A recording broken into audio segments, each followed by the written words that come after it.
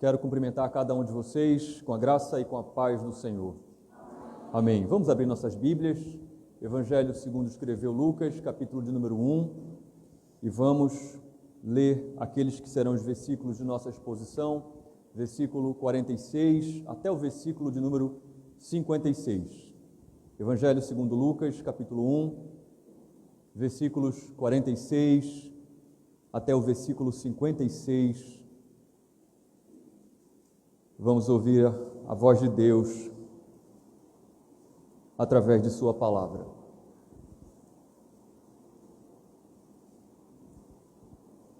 Evangelho segundo Lucas, capítulo 1, versículos 46 ao 56. Vamos ler e depois vamos ter mais uma palavra de oração. Assim nos diz o Senhor. Então, Maria disse: a minha alma engrandece ao Senhor, e o meu espírito se alegrou em Deus, meu Salvador, porque Ele atentou para a humildade da sua serva, pois desde agora todas as gerações me considerarão bem-aventurada, porque o Poderoso me fez grandes coisas, santo é o seu nome. O versículo 50 nos diz: a sua misericórdia vai de geração em geração sobre os que o temem. Agiu com seu braço valorosamente, dispersou os que no coração alimentavam pensamentos soberbos, derrubou dos seus tronos os poderosos e exaltou os humildes, encheu de bens os famintos e despediu vazios os ricos. Amparou Israel, seu servo, a fim de lembrar-se da sua misericórdia, a favor de Abraão e de sua descendência para sempre, como havia prometido aos nossos pais. Maria, diz o versículo 56, permaneceu cerca de 3 meses com Isabel e voltou para casa. Vamos orar. Aqui está diante de nós a tua palavra, ó nosso Senhor. Suplicamos a ti que desvende os nossos olhos a fim de que possamos contemplar as maravilhas da tua lei. Reconhecemos mais uma vez diante do Senhor, embora o Senhor já saiba muito bem a nossa fraqueza. Necessitamos tanto de ti, ó Espírito Santo de Deus, para poder desvendar os nossos olhos, para fazer nós entendermos, enxergarmos as maravilhas da tua palavra. Por isso te suplicamos que faça isso com cada um de nós. De nada nos vale, ó Senhor, ouvir a voz humana. Carecemos de ouvir a tua voz. Fale conosco, Senhor. Nos humilhamos na tua presença, suplicamos ao Senhor. Fale conosco, é o que nós te pedimos, não em nosso nome, não com base em nossos méritos ou em nosso merecimento, mas nos apresentamos a ti em oração, em nome de Jesus, aquele que vive e reina para todo sempre. Amém. Irmãos, podem sentar.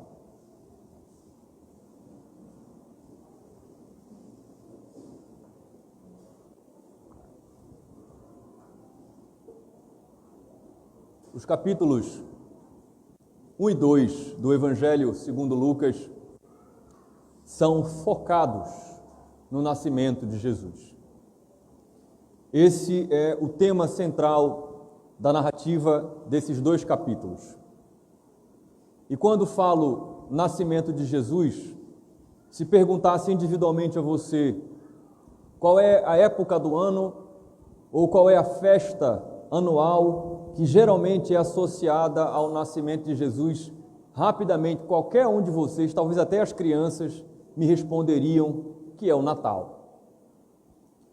E pensando nisso, embora nós estejamos no primeiro dia de maio, o Natal é comemorado historicamente em dezembro, embora Jesus tenha nascido no mês de Abib, possivelmente entre março e abril.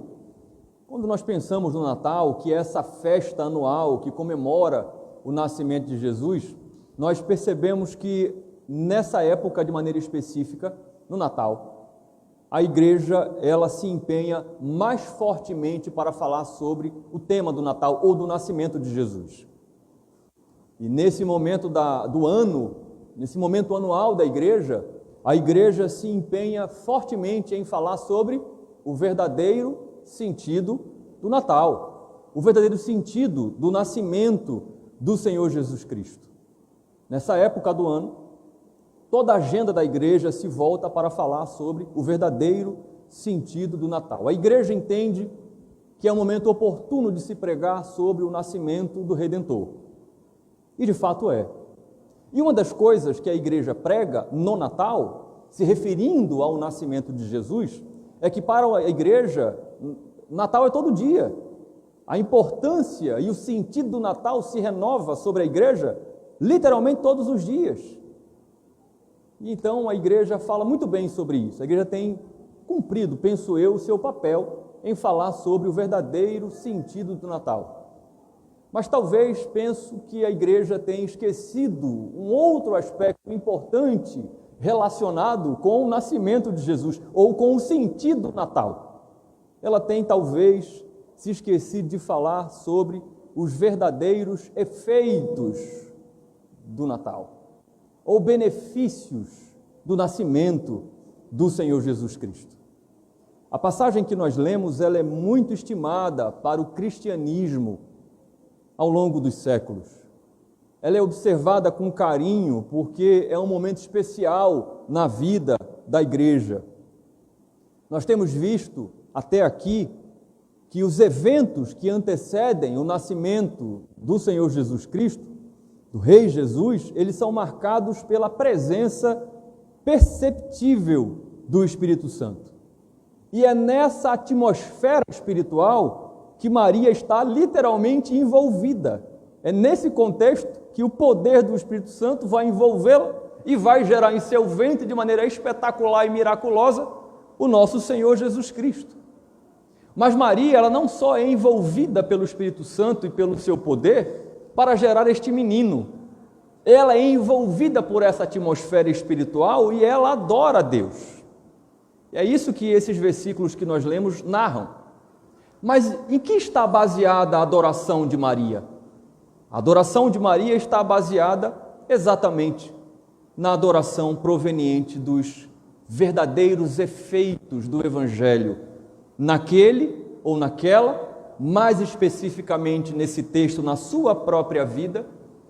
Ela foi afetada por esses efeitos, por esses benefícios, e então ela vai louvar Deus, ela vai adorar Deus pelos benefícios ou pelos efeitos do Evangelho na sua própria vida, mas não só na sua vida, como também na vida de todo o povo da aliança.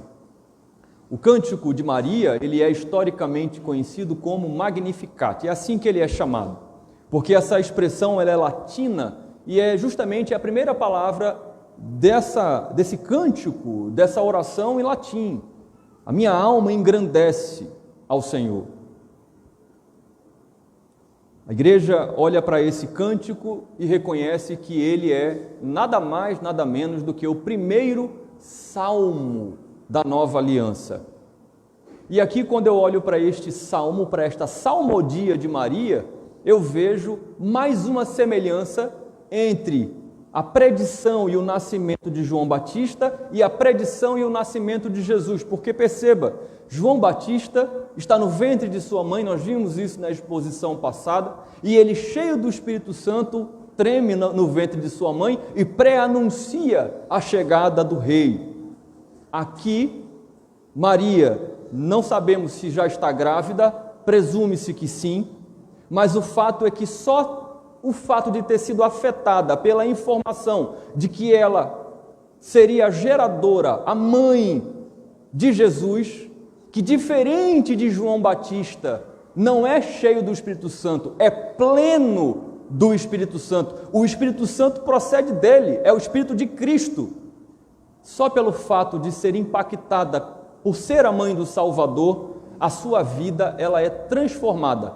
Esse bebê, o seu filho, impacta a sua vida e a transforma para sempre. E como consequência dessa transformação, desses efeitos e desses benefícios do Evangelho, Maria vai declarar a sua fé. É isso que está acontecendo aqui nesses versículos. Ela vai declarar a sua fé e nessa declaração, nós como igreja aprendemos que nós devemos louvar a Deus, não só pelo verdadeiro sentido do Natal, do nascimento de Jesus, mas também pelos efeitos. Não devemos só adorar, mas devemos declarar, exatamente como Maria fez, declarar a nossa fé, o impacto que esses efeitos do nascimento do Salvador trazem sobre a nossa vida, nós que somos cristãos. Por isso nós não estamos em dezembro ainda, mas nós devemos pregar o verdadeiro sentido do Natal. Nós devemos dizer, devemos nos alegrar, louvar, porque Natal não é Papai Noel. Jesus nascer não se resume a Papai Noel. Devemos pregar e crer e louvar que o Natal não se resume a árvores, a enfeites e a presente. Mas afinal de contas, o que isso tem a ver com a pregação de hoje? Por que estamos falando e pensando sobre Natal? Em pleno mês de maio, porque nós estamos às vésperas do Natal, nessa passagem. Nós estamos vendo que nós devemos pregar e anunciar o verdadeiro sentido do Natal, mas também todos os dias, em todo o tempo, devemos pregar e anunciar o verdadeiro efeito do Natal. Veja como isso é prático. Natal não é Papai Noel, não é esse o sentido do Natal. Mas também os efeitos do nascimento de Jesus não é o crente cheio de dinheiro. Devemos anunciar o verdadeiro efeito do Evangelho. Não é o crente não passar por dificuldades. Assim como Jesus nascer não está resumido a presentes e a árvores, e graças a Deus, quando as árvores são desmontadas e as luzes são apagadas, o verdadeiro sentido do Natal continua vivo na vida da igreja, assim também devemos anunciar os verdadeiros efeitos desse Evangelho. Ser cristão nem é ter dinheiro, não passar por dificuldades, assim como ser cristão também não é ser cheio de saúde e não passar por aflições. Não é esse o efeito do Evangelho, do nascimento de Jesus na vida da igreja. Portanto, se como igreja nós estamos dedicados a dizer ao mundo todos os dias que Natal é Cristo nascendo em nossos corações todos os dias, então também devemos estar atentos e envolvidos e dedicados em nos apropriar, em pregar os efeitos do nascimento de Jesus todos os dias. Sim, você não ouviu mal. Nos apropriar. Não observarmos de longe os benefícios desse nascimento como se eles não tivessem sido dados a nós, destinado a nós. Você quer ver isso de maneira prática? Nós temos visto a presença do Espírito Santo constante nessa preparação para o nascimento do Salvador. Quando os nossos olhos estiverem repousando no capítulo 3, você vai ver, no versículo 22, após Jesus ter sido batizado, uma voz vindo do céu, e nós lemos hoje isso no evangelista Mateus, dizendo: este é o meu filho, este é o meu filho amado, a voz vinda do céu, a voz do Pai. O que isso quer dizer? Por que faço menção novamente à presença do Espírito Santo e por que agora eu introduzo a presença do Pai? Porque isso é Jesus nascer. Esses são os benefícios práticos para a vida da igreja, para a vida do cristão, o fato de Jesus nascer. Foi esse benefício que Maria experimentou e proclamou neste momento da sua vida, da história, e está registrado para mim e para você, para nos mostrar que os benefícios do nascimento de Jesus, eles são reais e eles são para a igreja. A presença de Jesus nascendo, eu, Emanuel, mas a presença também do Espírito Santo de Deus, a própria presença do Pai, a presença da Trindade na vida do seu povo, não abençoando em uma época do ano, mas abençoando o seu povo todos os dias, capacitando o seu povo todos os dias, guiando o seu povo todos os dias, consolando o seu povo todos os dias. Por que é tão importante, na introdução desse sermão, dizer isso a você? Porque quem dita a agenda da igreja, quem diz os benefícios que vêm sobre a igreja pelo fato de Jesus nascer, não é o mundo, não é o comércio, não é o Natal, não é dezembro. Podemos falar sobre Natal e sobre véspera de Natal em qualquer época do ano, porque isso é presente na vida da igreja todos os dias. A presença de Deus, Essa é a agenda do céu. Jesus vem para nascer, para trazer bênção sobre a igreja.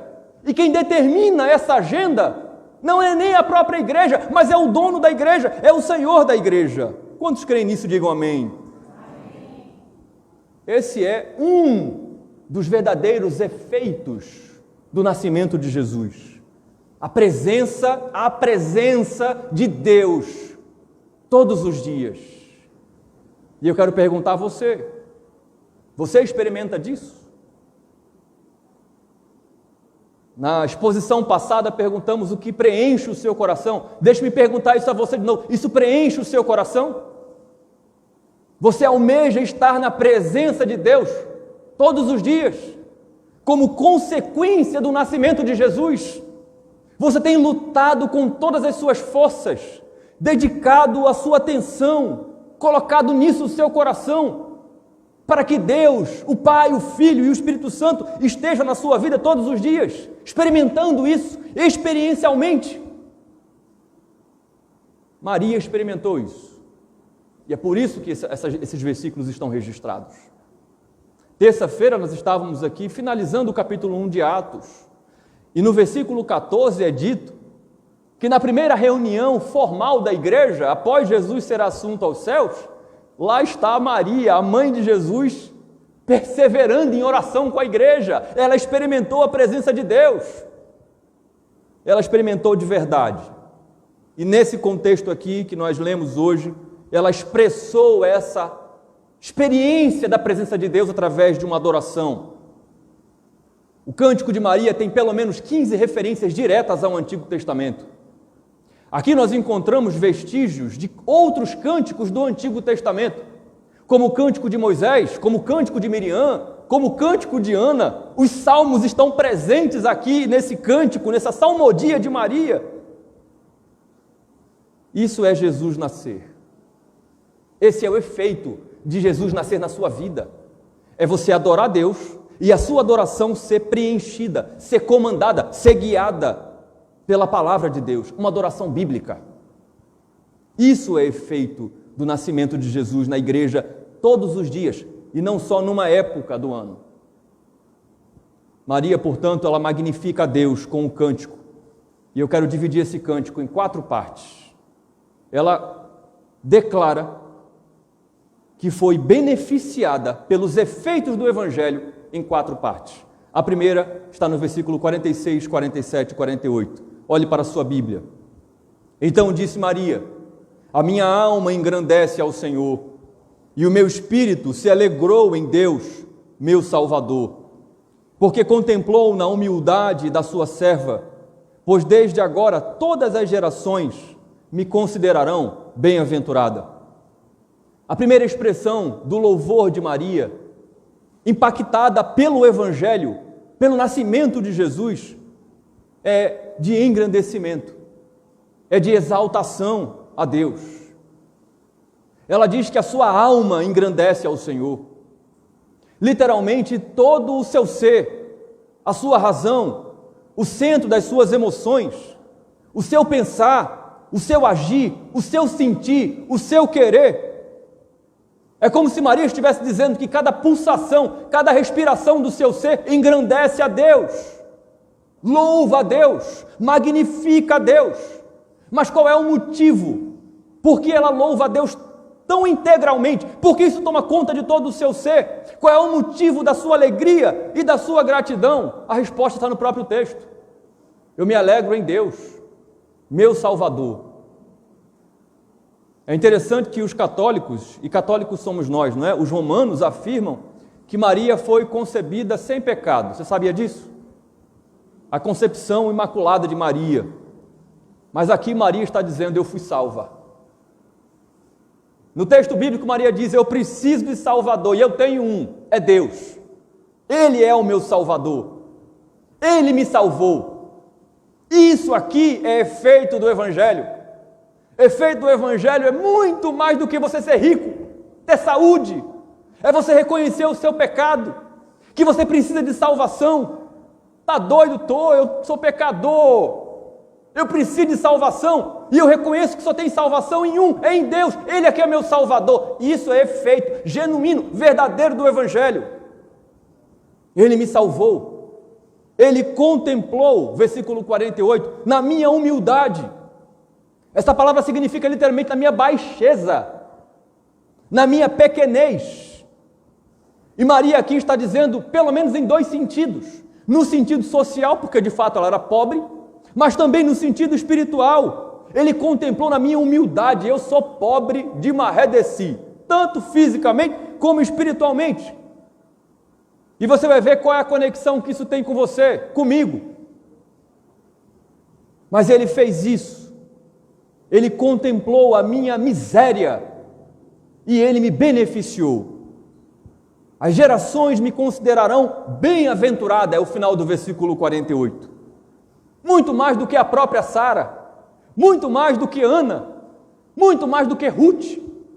As gerações me considerarão bem-aventurada, favorecida, agraciada aos olhos de Deus, por uma razão, pela concepção do Salvador. O cântico de Maria é espiritual, é conduzido pela mesma atmosfera espiritual que o cântico de Isabel. Maria não diz, eu sou agraciada porque eu sou Maria. Eu sou agraciada porque agora eu acho que eu sou agraciada. Ou eu sou agraciada porque Isabel diz que eu sou bem-aventurada. Não! Na minha humildade, mesmo sem eu merecer, Ele me favoreceu e as gerações reconhecerão isso. Então, em Maria, nós aprendemos que cada cristão, incluindo eu, incluindo você não está fora, pode e deve louvar a Deus e dizer, o Senhor me contemplou, Ele me viu na minha miséria, na minha humildade, na minha pequenez, na minha baixeza, e Ele me salvou. Isso é o verdadeiro efeito do Evangelho. Reconhecer que você foi bem-aventurado, bem-aventurada, que você foi salva dos seus próprios pecados, da condenação eterna que aprisionava você, que levava você para um destino terrível por toda a eternidade. Ele me fez bem-aventurado, o cristão pode dizer. Ele me contemplou na minha humildade, na minha miséria, e Ele me salvou, Ele me redimiu, Ele me adotou, Ele me fez seu herdeiro, Ele me fez um adorador. Primeiro efeito verdadeiro do Evangelho, do nascimento de Jesus. Deus nos salvou e nos fez bem-aventurados nele. Mas o segundo efeito está no versículo 49 e no versículo 50. Veja, porque o poderoso me fez grandes coisas, santo é o seu nome. A sua misericórdia vai de geração em geração sobre os que o temem. Você vai observar que as três outras características, ou os três outros benefícios que Maria declara na sua adoração, na sua salmodia, estão associadas somente a Deus, aos seus atributos. Aqui tem três. O Senhor fez tudo isso por uma razão. Não é porque eu merecia, não é porque era uma obra fácil, que qualquer um podia fazer, não foi obra do acaso, e Ele chegou primeiro, tomou a frente e fez, não, só Ele poderia fazer, porque Ele é poderoso, porque Ele detém todo o poder, mas também porque Ele é santo, porque santo é o seu nome, porque Ele é distinto. Aqui esse atributo de Deus está sendo mencionado, a sua santidade, em dois aspectos. Tanto no aspecto essencial, Ele é distinto. Como certo teólogo disse, Ele é totalmente outro, Ele é santo, Ele é separado, Ele está num lugar inatingível, ninguém chega perto dEle porque Ele é santo. Então é no sentido essencial, mas também é no sentido de posição, Ele é santíssimo. Eu sou miserável, diz Maria, eu sou humilde, mas Ele é santo, Ele está numa posição de santidade absoluta, Ele é aquele que foi pré-anunciado, aquele que foi adorado pelas miríades, santo, santo, santo é o Senhor dos exércitos, Ele é poderoso, Ele é santo. Veja a associação desses dois atributos, mas ao mesmo tempo, Ele também é infinitamente misericordioso. A sua misericórdia, ela é assim, ela se estende de geração em geração. Ele mesmo sendo todo-poderoso, Ele mesmo sendo santíssimo, Ele é misericordioso. Ele lança-se sobre a miséria daqueles que Ele amou, daqueles que Ele decidiu salvar. Isso é o verdadeiro efeito do Evangelho. Isso é muito mais rico, é muito mais profundo do que a riqueza material, do que a saúde. Ele lança-se sobre a miséria, Ele se compadece da miséria do seu povo, daqueles que o temem. Ele é leal a si mesmo em sua compaixão para com aqueles que Ele fez aliança, de geração em geração. O segundo efeito, ou o segundo benefício que é proveniente do Evangelho: Deus, por seu poder, por sua santidade e por sua misericórdia, nos alcançou. Isso é o verdadeiro efeito do Evangelho. Segundo. Terceiro, do versículo 51 ao 53. Agiu com seu braço valorosamente e dispersou os que no coração alimentavam pensamentos soberbos. Derribou do seu trono os poderosos e exaltou os humildes. Encheu de bens os famintos e despiu vazios os ricos. O que Maria está proclamando, declarando, salmodiando, é isso. Esse é o efeito verdadeiro do Evangelho. Deus, de maneira soberana, e aqui está mais um dos seus atributos: soberania. Ele inverte completamente os polos do pensamento humano.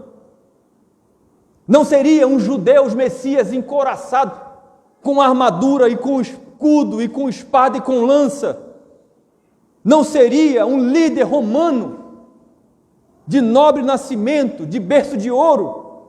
Não seria um intelectual segundo a sabedoria ou a filosofia greco-romana. Não. Todos esses pensamentos soberbos, altivos, que queriam ter a primazia, Ele dispersou. Essa palavra dispersar é literalmente jogou para o ar.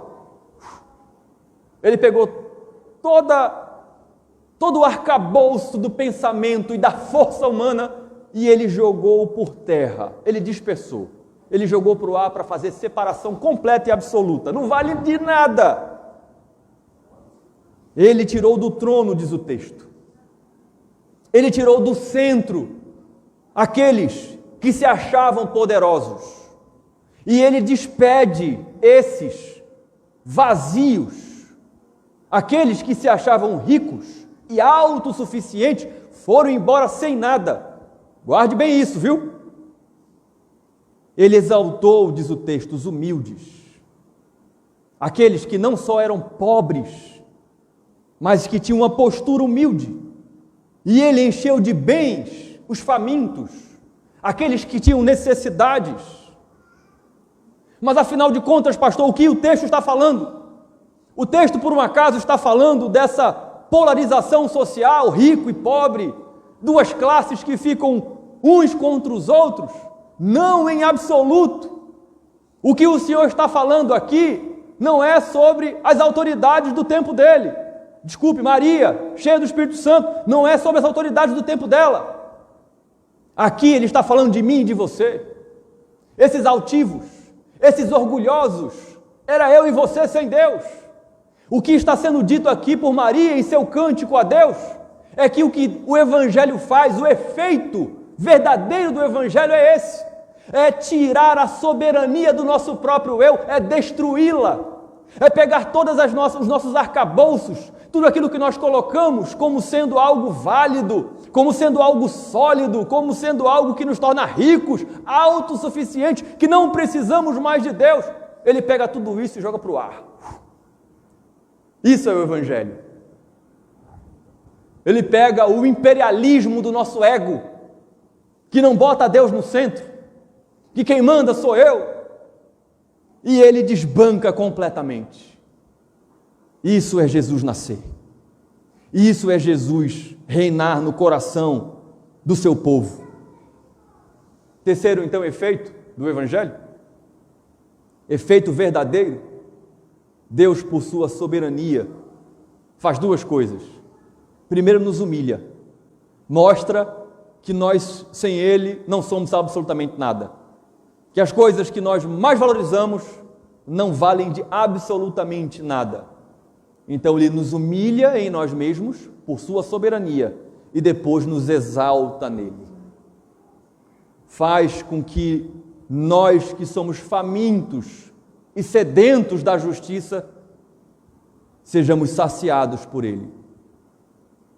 E por fim, o quarto efeito ou benefício real do Evangelho está no versículo 54 e 55, quando diz: amparou a Israel, seu servo, a fim de lembrar-se da sua misericórdia, a favor de Abraão e de sua descendência para sempre, como prometera aos nossos pais. Aqui temos mais um atributo de Deus, a sua fidelidade. Maria, cheia de Deus, da presença de Deus, dessa atmosfera espiritual, ela diz que Deus, ela declara para a sua própria vida que Ele amparou a Israel. Essa palavra amparar significa literalmente estender a mão àquele que está caído. Pois é isso que Maria está dizendo.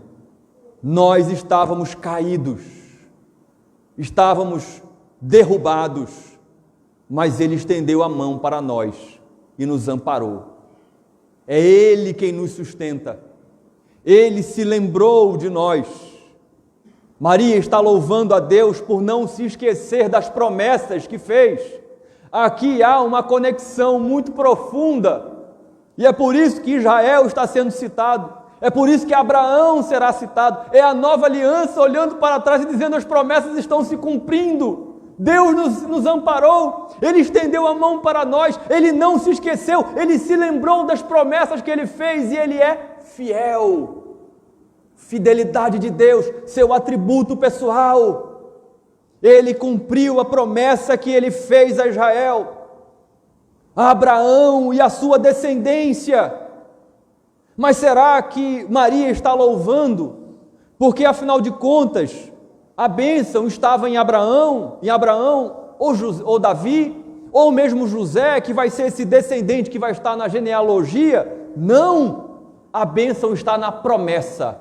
Abraão é apenas uma parte, é apenas um representante, assim como Davi são apenas representantes. A bênção repousa na promessa. Ele prometeu, Ele estabeleceu uma aliança, Ele se lembra da descendência de Abraão, não por causa de Abraão, nem por causa da sua descendência, mas porque Ele não volta atrás na aliança que Ele estabelece com o seu povo. Ele prometeu salvação, Ele prometeu um descendente de Davi, que se assentaria no seu trono perpetuamente e que reinaria para todo sempre. E Maria está dizendo: Ele cumpriu, finalmente Ele cumpriu a sua promessa e Jesus nasceu. Então cada cristão e cada cristã deve louvar, deve abrir a sua boca e dizer: o Senhor é eternamente fiel, eu fui amparado. Eu não sou rico, e eu estou passando grandes dificuldades na minha vida, até na minha fé. Eu tenho enfrentado dores por conta de enfermidades, eu tenho tido problemas emocionais severos. Abra a sua boca, se você é crente em Jesus, abra a sua boca e diga que o Senhor é eternamente fiel e que Ele amparou você, que Ele cumpriu a promessa, Ele estendeu a mão a você, e você pode enfrentar grandes dificuldades ainda nessa vida, mas os verdadeiros efeitos do nascimento de Jesus e do Evangelho estão sobre você, estão sobre a sua igreja. É por isso que a igreja está de pé. É por isso que a igreja avança. Não é por causa da igreja, é por causa do pastor. É por conta desses efeitos ondulares. Eles são como ondas de poder vindo sobre a igreja e se renovando. Mas eu sou tão fraco, mas não é você. São os efeitos do Evangelho. Como nós vimos ontem com as professoras, Ele veio efetivamente salvar e Ele salvou. E é Ele que sustenta. Portanto, o quarto e último efeito verdadeiro do nascimento do nosso Senhor e Salvador Jesus Cristo, proclamado aqui por Maria, por sua fidelidade, nós fomos amparados. Portanto, eu quero encerrar essa mensagem me dirigindo a você, cristão. Lembre-se muito bem do que eu vou lhe dizer.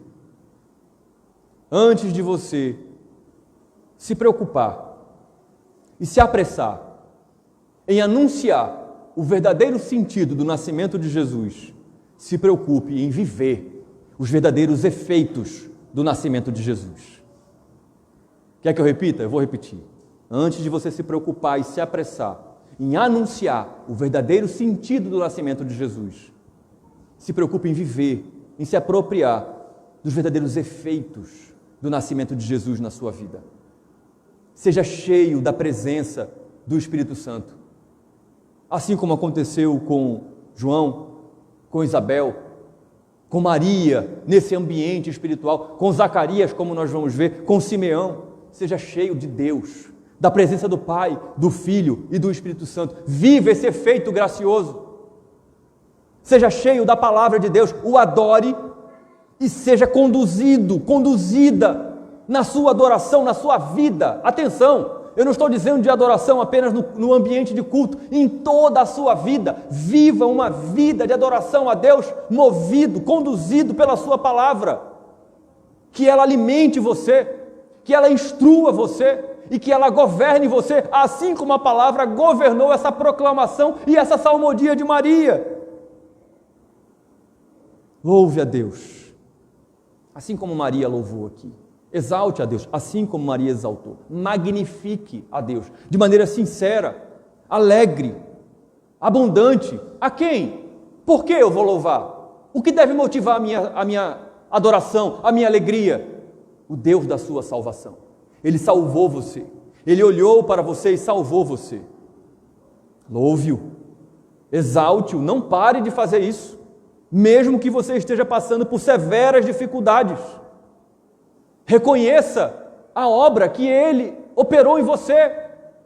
Assim como eu, você era humilde, você era pobre, você era pequeno, você era arrogante em si mesmo, nas mentiras, nos sofismas, as mentiras que parecem verdade ou que pareciam verdade, a qual você se apegava. E mesmo assim Ele foi até você, mesmo você sendo arrogante, Ele desbancou você mesmo do trono da sua vida, e Ele sentou lá e fez de você bem-aventurado, bem-aventurada. Lembre-se, foi graças aos seus atributos, foi graças à sua misericórdia, ao seu poder, à sua santidade, que você foi alcançado. Lembre-se disso e adore a Deus por ter se firmado soberanamente no trono do seu coração, por ter estendido a mão e ter amparado você. Se isso não motivar você a viver uma vida de adoração e de serviço a Deus, pode ter certeza de que nada mais vai motivar. Não tem a quantidade de dinheiro no mundo, não tem saúde, isenção de problemas que torne você um adorador ou uma adoradora melhor. Se as coisas que Deus fez por você, se os efeitos e os benefícios da salvação não forem suficientes, nada mais será. Viva isso, porque eu garanto a você que se você se apropriar, lutar com unhas e dentes para se apropriar desses benefícios dia após dia, quando você abrir a sua boca para você anunciar o verdadeiro sentido do Natal, você vai falar com muito mais autoridade. As pessoas vão olhar para você e vão ver que você fala daquilo que você vive. Você fala do sentido porque você conhece e vive os efeitos. Mas eu quero me dirigir ainda a você que está aqui e que ainda não conhece a Jesus, não professa a fé, ou que de repente você professa, mas só Deus sabe como é que está a sua vida e o seu coração. Você pode até simpatizar com o nascimento de Jesus. Pode reconhecer que Ele nasceu. Eu reconheço, viu? Que Jesus nasceu historicamente. Mas eu quero dizer a você que só isso não é o suficiente. Você precisa se render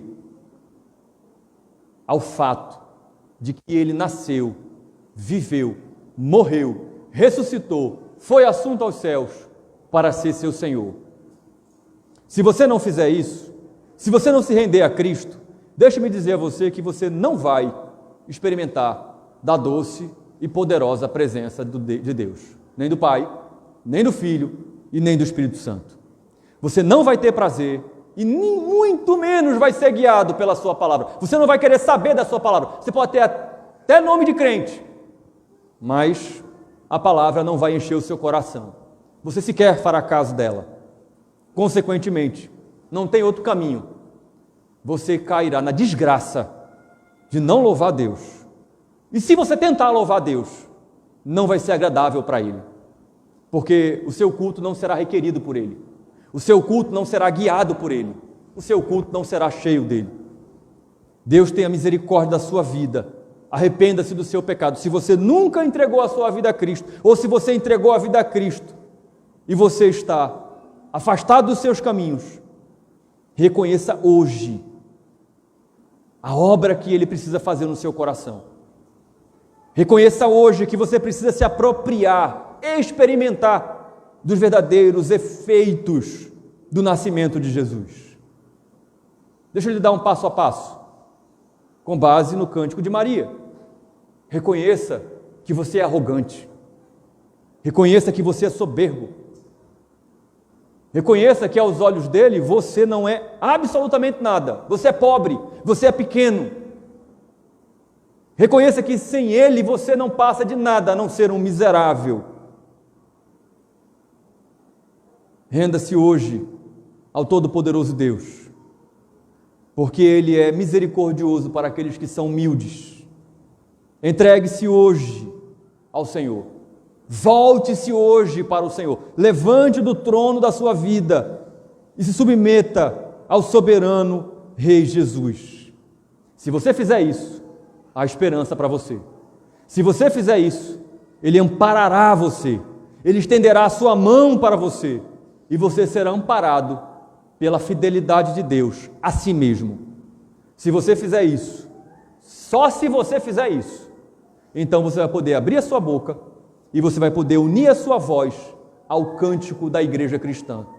Você vai poder unir a sua voz ao júbilo da nova aliança. E você vai poder dizer, por experimentar, a minha alma engrandece ao Senhor e o meu espírito se alegra em Deus, meu Salvador. Vamos orar.